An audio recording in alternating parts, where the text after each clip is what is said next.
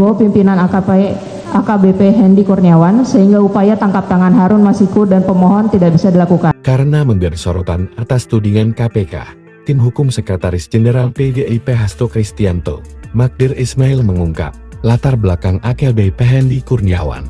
Hendy dituding menggagalkan penangkapan Harun Masiku di Kompleks Perguruan Tinggi Ilmu Kepolisian pada 8 Januari tahun 2020 lalu.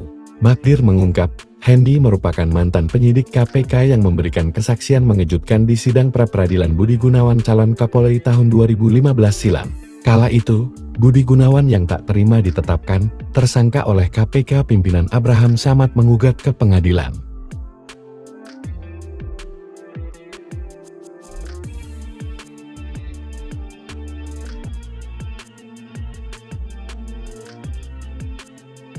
Bahwa pimpinan AKBP Hendy Kurniawan sehingga upaya tangkap tangan Harun Masiku dan pemohon tidak bisa dilakukan.